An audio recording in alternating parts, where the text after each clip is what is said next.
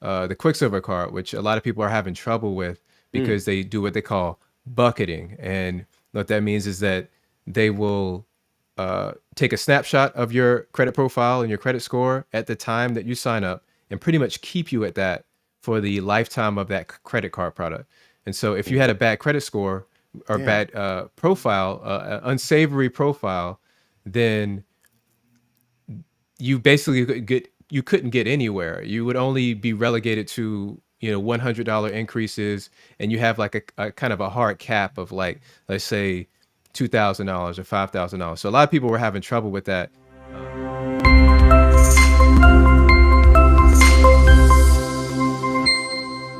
Hey, what's going on, guys? Calvin Russell here, credit specialist for the 80/20 podcast. Super excited to bring you guys this young man that I have been watching for quite some time. And listen, guys, if you guys watch me, you most definitely should be watching his YouTube channel as well. Okay. Now, of course, we dabble and talk about, credit cards and as we have over the years. But here's the thing, guys, I want to start bringing you guys a fresh, different perspective, and it may not necessarily be different than mine, but people that study these aspects as it comes to credit cards. Okay, guys. So of course, I couldn't think of anyone else that I would rather have talk about this subject than Mr. Cal Barton, as he's going to go into today on how you guys can go about increasing your credit limits the right way. So of course, I want to bring Cal on. Cal, can you hear me? Okay. Yes, yes, Calvin. Yep.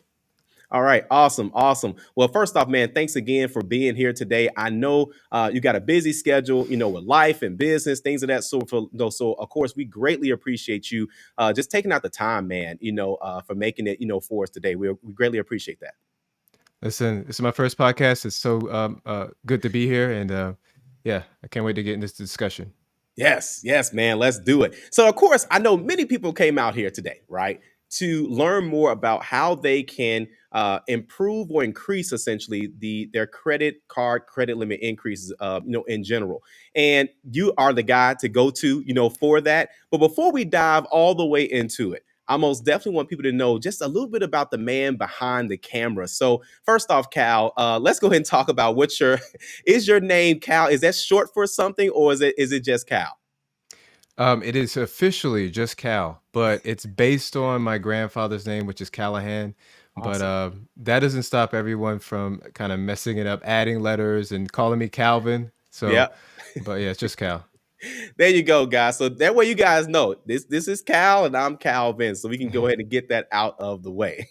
All right, awesome, awesome. So now, of course, Cal, now first off, how did you end up even like diving into credit cards and and learning about credit cards and credit limit increases in general? How did you find yourself into this niche? Mhm.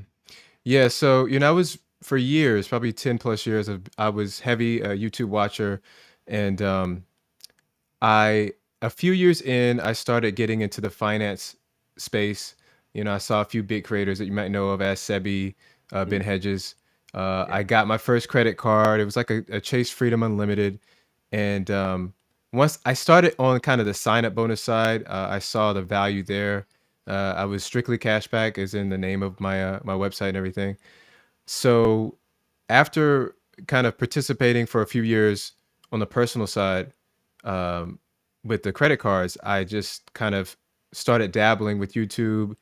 And once I was able to get a few videos under my belt, I saw a huge reaction to people wanting to increase their limits. I personally didn't have a big problem with my limit, and we'll get into why that was. Mm. But once I saw people wanted to see that, that's when I started deep diving into just limit increases. Wow. Mm. Man, that's huge. And I can only imagine, spending a lot of time just learning about just these one, like just one particular aspect about a credit card. And then people wanted to get that information. I know for myself, one of my top videos was, how to get a credit limit increase with American Express. And, because I had clients that I was helping, kind of do that, at that time. So I most definitely saw the benefits of giving people that information, but there are a lot of people who really can gain just from that knowledge alone, man. So that's honestly huge. So okay, awesome, Awesome. So now let's go into it because I know people, man, they got their pens out, they got their notepads out, they want the Yes. information. All right. So go ahead and give us, your, I believe you said 3 steps to going into how to increase your credit card limit increase. Let's go into it. Yeah, so there's three major steps that if I was to condense all the strategies down into three major steps, one is going to be your income. Banks and credit card issuers really like to see a strong, healthy income, and they're usually going to give you roughly 10% of that income. Now we can talk about other strategies, kind of like one of them would be kind of like a sub strategy would be to use your household income as opposed to your personal income, and always include like side hustle income if you have like a side gig, Uber, things like that. Then number two would be spending more. So one major way that credit card issuers make money is through interchange fees that they charge the merchant. So every time you spend, regardless of whether you have an annual fee or you pay interest or there's some sort of other fees, every time you swipe that card or tap that card, however you pay, they're going to be making between 1 to 3% on that transaction. So they want to see you spending hard and Yeah. frequently. And then the third major step, that would be your relationship. And so you want to be establishing a strong relationship with that bank. There's a bunch of different ways to do that, and some of them are more, you might want to prioritize more than others, but you really want to be showing the bank or credit card issuer that you are with them using their products for a long period of time. And that's going to make them more willing to extend more credit to you. Wow. Wow. Man, that's huge, man. That really is. Now, let's talk about that actually. I want to kind of stretch this out a bit because there are a lot of people that fill out a credit card application and when they get to the income section, they probably get a little hesitant, okay?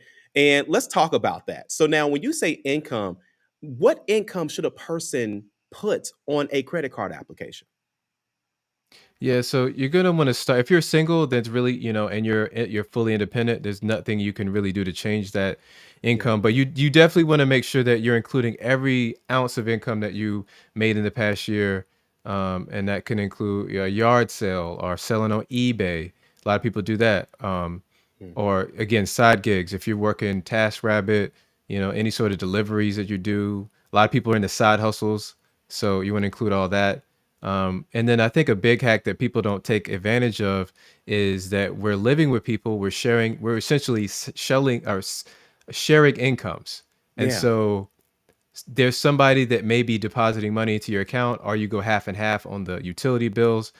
Um, and if you're doing that, then you can include their income into your total income that you put on the credit card application. And it's really I believe it was first kind of made known in the Card Act. I believe that came into effect in '09, and that pretty much says that it was an initiative to get people who were like stay-at-home moms or stay-at-home dads to Yeah. still be eligible for credit card products. Even, they didn't have technically have an income, but they did have a source, which was the breadwinner of the family in that situation.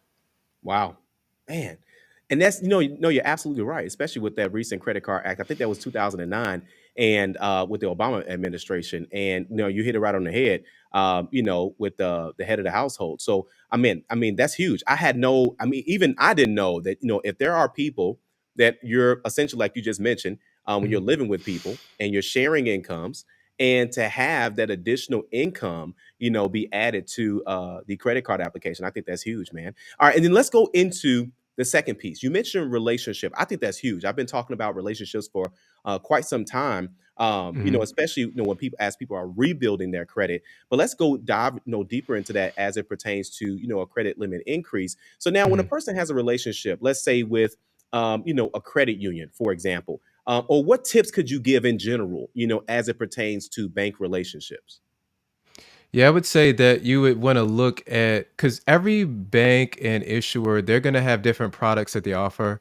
I would pay close attention first to what their advertising towards you? What are they actively trying to get you to sign up for? What does the email newsletter say? What that means that they're actively pushing those products for a reason because they're greatly benefiting from them. They're profiting off of those products. Oftentimes you might see a balance transfer. And so I tell people if you're in a situation where you could use some of these products, it would be a good use for you, then go ahead and use it with the issuer that you're trying to increase the limit with. So if you could, consolidate other past credit card debts into that one, Mm, uh, bank, then do that. That's going to put a lot of positive marks on their internal system, whatever system they have internally. They're going to be tracking, all these data points on you to say, okay, they've been with us for 6 months or a year or 2 years, which looks great, but are they actively, using our products, making us more right. money? Um, and then there's some other things, obviously you want to direct deposit your pay stubs, or I'm sorry, your checks into the bank. Yeah. Another product changes would be another way. So if you have a credit card, like for example, I did a video on the Quicksilver card, which a lot of people are having trouble with Mm, because they do what they call bucketing. And what that means is that they will take a snapshot of your credit profile and your credit score at the time that you sign up and pretty much keep you at that for the lifetime of that credit card product. And so if you mm, had a bad credit score or yeah. bad profile, unsavory profile, then you basically you couldn't get anywhere. You would only be relegated to $100 increases, and you have like a kind of a hard cap of like, let's say, $2,000 or $5,000. So a lot of people were having trouble with that. But in that situation, you would need to sign up for a completely new credit card account. You would have to Mm, basically leave that behind. But yeah, so just using all of their products that they offer, it could be CDs, it could be business, checking accounts, maybe a paid checking account as well, and that will kind of strengthen your relationship with that bank. wow. Man, listen, guys, I hope you guys are writing this stuff down. Okay. So, again, he dropped so many nuggets, just within that short period of time. And some of you guys may already be doing some of these things. So, again, that's going into making sure you have direct deposit with that bank that you're building that relationship with, seeing what other products they may have. Man, this is, I think that a lot of times people, they hear this information, but it's really a couple things: timing and where the information comes from. And I know people like us, people they watch our YouTube videos and they trust us, they trust the brand that we build.